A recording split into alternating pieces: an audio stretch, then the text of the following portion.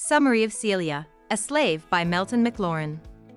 In 1850, a rich farmer in Missouri named Robert Newsom gets a slave girl named Celia. She is only 13 years old. We don't know much about Celia's life before she lived on Newsom's land, but we do know that she was 14 years old when Newsom bought her. Robert Newsom is a lot like the other people in his Missouri town. He is a farmer who moved west to find cheap, fertile land. He has a big family with many sons and daughters. Two of them, Virginia and Mary, still live with him. Robert buys Celia because his wife died and he wants someone to sleep with. Robert raped Celia the same night he buys her. This keeps happening year after year. Celia can't do anything to stop Robert from sexually harassing her. Robert owns her, and she has no legal right to say no to him. At the same time that Robert buys Celia, there is a fierce discussion going on all over America about slavery. The abolition movement, which wants slavery to be completely outlawed, has been getting stronger for a long time.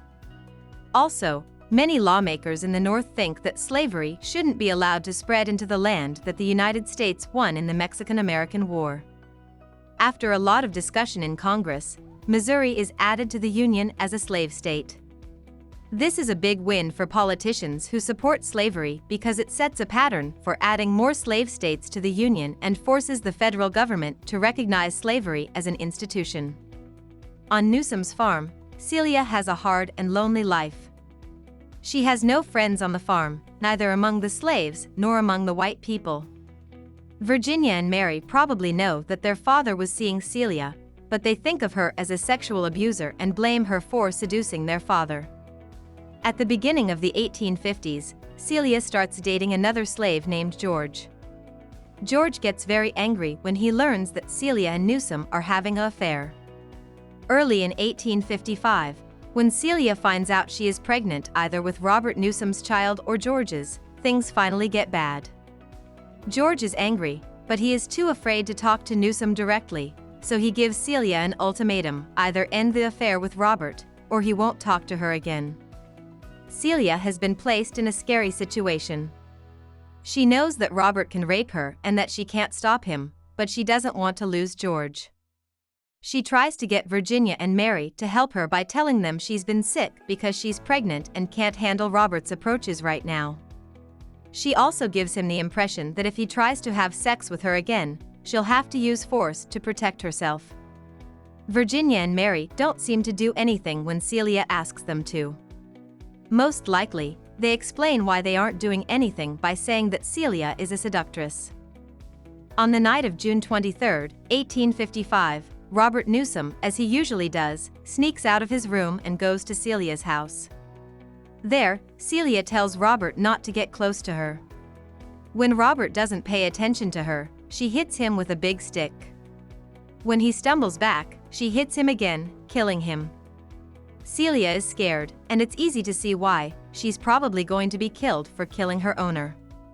She chooses to burn the body in the fireplace to hide it. By morning, she had done a good job of turning Newsom's body into ashes. The next day, Robert's family and neighbors start looking for him early in the morning. Robert's neighbor, William Powell, talks to Celia and finds out the truth: Celia killed Robert. Celia is being kept in jail, and her hearing is set for October. At the time, white people in America are afraid that slaves will rise up. In recent memory, slaves in Haiti led an uprising that was successful and got rid of the French colonists. More recently, the slave preacher Nat Turner led a failed but damaging uprising in Virginia. So it looks like Celia will be punished as much as the law allows.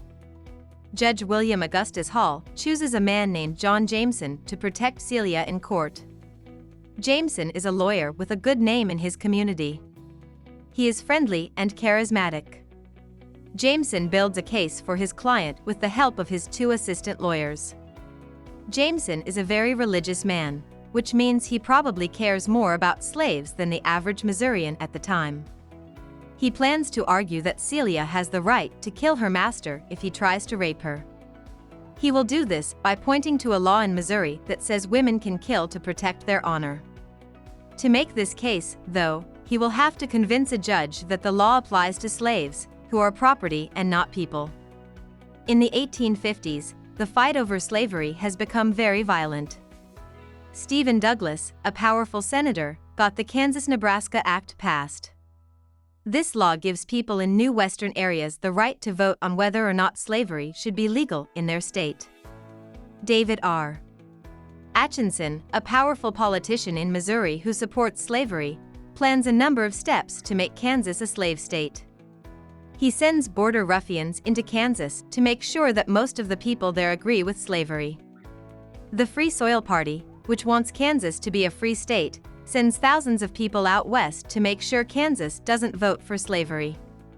The fight in Kansas turns deadly very quickly. There are riots and protests all over the region, which shows how controversial the problem of slavery has become.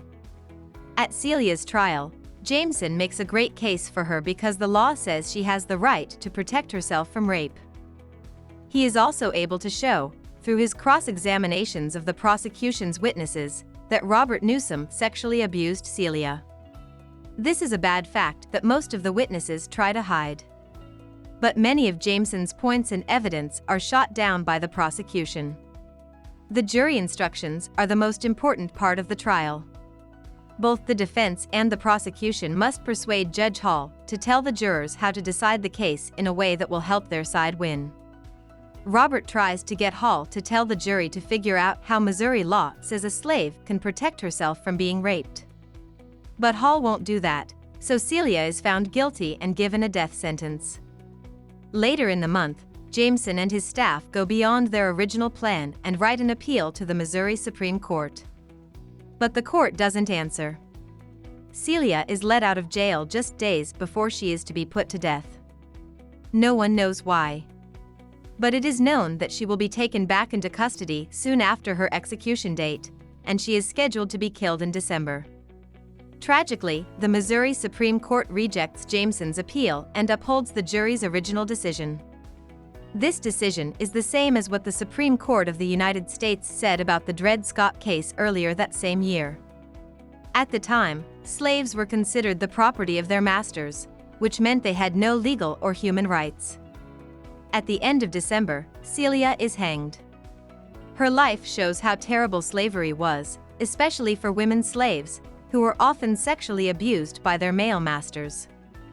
A few years after Celia dies, the country goes to civil war.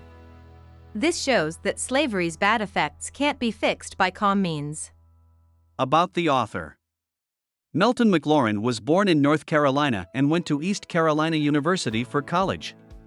He got an MA and then a PhD in history from the University of South Carolina. His study there was on the cotton industry in the South during Reconstruction. In the late 60s and early 70s, he taught at the University of South Carolina and the Virginia Polytechnic Institute. In 1977, he joined the University of North Carolina at Wilmington School. In 2004, he was named a professor emeritus. He has written many books that have been well received, such as Knights of Labor in the South, 1978, which is about the labor movement, and The Soldiers of Montford Point, 2007, which is about the history of black soldiers. Hope we summarized it fully and you liked it. Please hit the like button and subscribe to our channel so that we are motivated to create more videos.